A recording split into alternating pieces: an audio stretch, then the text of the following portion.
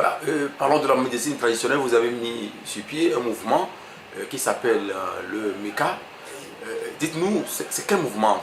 En fait, c'est un mouvement que j'ai créé en réponse à cette dictature-là. Parce que demain, ils ont commencé déjà par édicter des principes que qui ne se vaccinera pas ne pourra pas voyager et venir chez eux.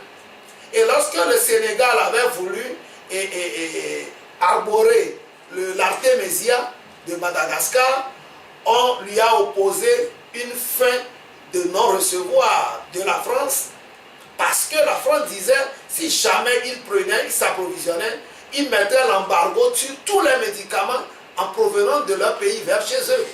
C'est ce qui se ferait également pour contrer nos pays. Mais si nous, face à cet embargo-là, nous nous retournions vers notre pharmacopée qui est suffisamment riche et que nous adoptions des mesures alimentaires, des comportements alimentaires beaucoup plus dignes et beaucoup plus bio, en évitant les produits sous engrais, sous pesticides, sous herbicides, je crois que nous allons pouvoir gagner cette guerre sanitaire qu'on est en train de nous déclencher. Et puis, a posteriori, si nous pourrons nous recouvrer de nos charismes mystiques africains, je crois que nous allons sortir grandis. C'est pour cela que j'appelle aux gens, j'en appelle aux gens de commencer par s'informer sur les remèdes de la pharmacopée qui sont riches. Il n'y a aucune maladie qui résiste à ces remèdes. Nous en avons suffisamment bien fourni. Mais nous voulons enseigner cela, donner des essais aux gens pour que les gens puissent par eux-mêmes approuver et en parler aux autres. Et puis, inciter les gens à investir dans l'agro-business pour qu'on puisse quand même se départir de ces produits nocifs qu'on associe, donc ces intrants nocifs qu'on associe à notre agriculture et qui polluent notre environnement alimentaire, parce qu'on ne pourrait jamais manger sain dans nos pays aujourd'hui. Tout est pollué. Et ensuite, demander aux gens de revenir vers ces charismes-là pour que nous puissions être des hommes au centre propre du terme, tel que nous l'appelions chez nous, nous souvis, que nous soyons des nous souvis chez nous, en Afrique et partout ailleurs. Voilà, au niveau de ce mouvement, il y a des adhérents. Comment est-ce que ça se fait? Vous enseignez sur les plateformes? Comment est-ce que ça évolue? Nous avons 4 plateformes aujourd'hui de WhatsApp, 4 groupes WhatsApp, et puis un groupe Telegram. Et c'est sur Telegram que nous donnons les instructions. Nous n'allons pas dire qu'on enseigne. Nous donnons des instructions sur un certain nombre de remèdes, quitte à ce que les gens puissent se les approprier. Nous donnons des conseils de vie pratiques et essentiellement nous clarifions les gens sur un certain nombre de comportements spirituels. Il y a certaines faussetés qu'on nous a érigées en vérité spirituelle, mais aujourd'hui que nos yeux sont ouverts, nous leur clarifions les situations. Tous les esprits ne sont pas des diables. Tout ce que vous ne voyez pas, ce n'est pas parce que vous ne les voyez pas que cela n'existe pas. Lorsque vous prenez de l'eau, une goutte d'eau, elle va paraître limpide, claire. Vos yeux ne sont pas faits pour pouvoir regarder jusqu'aux molécules. Mais une fois que vous placez cette plaquette-là sous microscope, vous verrez d'autres particules, même des organismes vivants qui défilent. Cela ne veut pas dire que parce que vos yeux ne les ont pas vus, que ces organismes vivants-là n'existent pas. C'est ce qui explique qu'en termes spirituels, il y a beaucoup de choses que nos yeux physiques ne peuvent pas voir, mais qui existent. Et tous les esprits que vous ne voyez pas ne sont pas Satan, comme me montre Satan. Donc, nous sommes en train d'éveiller les gens. C'est pourquoi notre mouvement, c'est l'éveil de la conscience. Et dans la conscience africaine, il y a beaucoup de valeurs que nous devons apprendre. Entre-temps, on nous disait, le Fa est satanique, c'est du diable, c'est de l'idole, de l'idolâtrie. Mais aujourd'hui, chez les Blancs, il y a des écoles qui enseignent le Fa. En France, il y en a une. Aux États-Unis, il y en a également. Et en Afrique, il y en a plusieurs. Donc, et le diable, qui connaît le diable. N'oubliez pas que dans le temps, on nous avait assimilés aux Sarrasins, au diable, et que nous étions même, nous noirs, des êtres méprisables qui n'honorent pas Dieu et qu'il faut exterminer. C'est ce qui avait donné naissance, c'est cette ignorance même de la nature de l'homme noir qui avait donné le ton à l'esclavage.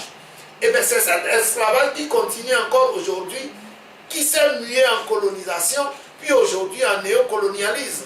Et nous ployons encore sous le joug de cet esclavage, de par l'ignorance et la méchanceté de l'homme blanc. Nous ployons encore sous ces poids-là. Donc nous instruisons les nôtres de façon à ce que nous puissions nous affranchir donc de ces carcans qui pèsent trop et dont nous ne pourrons même plus supporter le poids.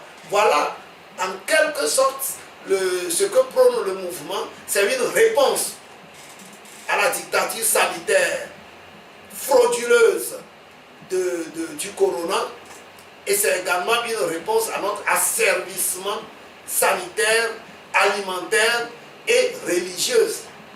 N'oubliez pas que notre religion, nos religions importées ne sont que des religions de l'argent. C'est des religions de mammon.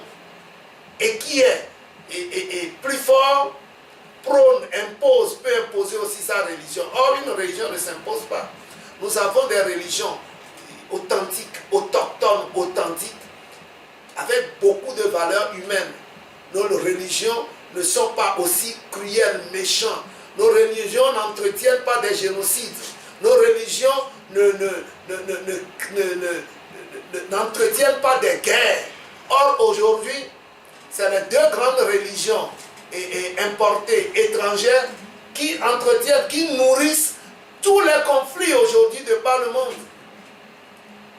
Nos religions ne sont pas aussi violentes. Regardez de quelle manière on a tué Kadhafi, Saddam Hussein, n'oubliez pas. Et beaucoup de ces milliers de morts qui tombent encore aujourd'hui au moment où je vous parle. Nos religions ne sont pas aussi maniaques. Donc il va falloir que nous puissions, nous noirs, nous ressaisir et nous réaffirmer. Nous avons une identité. Vous ne pourrez jamais être blanc. Vous aurez beau vous décolorer la peau, vous ne serez jamais blanc. Vous aurez beau étudier, vous ne serez jamais comme eux. Et ils ne vont jamais vous considérer comme tel. Au contraire, à force d'étudier, vous devenez abruti et moins que rien. Prenez par exemple un ingénieur et agronome de son état. Il ne sait même pas labourer le champ. Il ne peut même pas revenir au bercail, faire quoi que ce soit de pratique. Il ne peut même pas piler le manioc. Il ne peut pas préparer de l'huile d'arachide. Il ne sait pas le faire. Prenez un docteur en médecine. Nos petits remèdes contre le palu, contre la prostate, parce que j'appelle petits remèdes, parce que ça ne coûte même pas 10 000 francs, ces remèdes. Ils ne les connaissent pas. Or, la médecine conventionnelle, si on vous met sous hypotenseur, c'est cette maladie-là que vous évitez qui vous emportera. Vous allez prendre l'hypotenseur toute votre vie, mais un jour, c'est peut-être l'infarctus, c'est peut-être l'insuffisance cardiaque, c'est peut-être l'AVC qui va vous emporter. Et ce ne sont que des conséquences directes liées à votre état d'hypertendu. Donc, la médecine conventionnelle, les remèdes couvrent la maladie. Ils couvrent, ils atténuent sans jamais guérir. Et à la fin, c'est une médecine violente qui va soit vous soumettre à des opérations atroces et généralement mortelles. Lorsque par exemple la prostate, vous souffrez petit à petit de prostate, simple noix de coco et de citron suffit pour faire ce traitement, ne serait-ce que sur une semaine. De l'oignon pour compléter ce traitement en 3 semaines, une fois par semaine, vous suffisent pour atténuer ce mal. Le palu, nous pourrons nous prémunir du paludisme. Mais on nous a dit nos remèdes sont des faussetés. On nous a enseigné des faussetés à la place de la vérité. Et c'est la prise de conscience de ces choses qui nous amène maintenant à crier notre ras-le-bol et appeler les uns les autres à revenir. Or, nous sommes déjà programmés, l'homme est programmable. Nous sommes suffisamment programmés, et par les églises, et par les écoles, que et finalement c'est difficile de revenir. Mais nous ferons ce qui est de notre mieux pour que le maximum quand même revienne. Et qu'on ne soit pas toujours assujetti aux pharmacies, qui ne sont que des boutiques largement et grandement ouvertes sur nos pays, pour pouvoir faire partir des capitaux, beaucoup de capitaux, et nous racler les maigres ressources dont nous disposons. Si vous prenez une petite localité comme la mienne à Dakpamé, et une petite pharmacie villageoise qui à nos dépens fait des recettes de l'ordre de 5 millions par mois, j'avoue que c'est une économie locale qui s'envole vers les laboratoires européens. Et il faut mettre un terme à cette hémorragie financière. C'est pour cela que nous sommes vraiment interpellés et j'interpelle tout le monde. Nos gouvernants ne peuvent rien parce qu'ils ont déjà les mains liées, ils sont déjà en contrat ficelé, bien tendu avec l'Occident.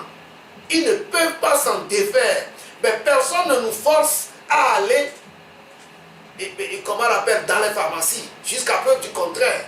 Personne ne nous force à aller dans les hôpitaux, jusqu'à preuve du contraire. Nous devons prendre nos responsabilités à travers une prise de conscience généralisée et agissante. Parce qu'il faut que les gens comprennent pour pouvoir revenir à eux-mêmes et reprendre ce chemin de la pharmacopée que nous avons perdu. Voilà, qui peut faire partie de ce mouvement, Tout le MECA, monde peut et en comment? faire partie. Aujourd'hui, nous comptons par... Nous avoisinons les 1000. Il suffit d'envoyer un coucou sur le numéro 90 04 62 08 en WhatsApp. Et puis, on vous envoie le lien pour que vous puissiez adhérer au groupe. Et à partir du groupe WhatsApp, vous intégrez le groupe qui est sur Telegram. Et 2 à 3 fois par semaine, vous avez les instructions. Dans les groupes WhatsApp, il y a des échanges. Et puis, je reçois également à tout moment sur demande, de façon présentielle ou bien par téléphone, et je donne les instructions qu'il faut. Je peux également, pour certaines affections que je connais bien, dont les remèdes me sont connus, vous communiquer ces remèdes par téléphone. Aujourd'hui, nous n'avons pas les moyens de mettre à disposition des petites boîtes de remèdes pour qu'on puisse aider les gens, mais nous avons au moins le verbe pour pouvoir les entretenir et leur donner les instructions requises.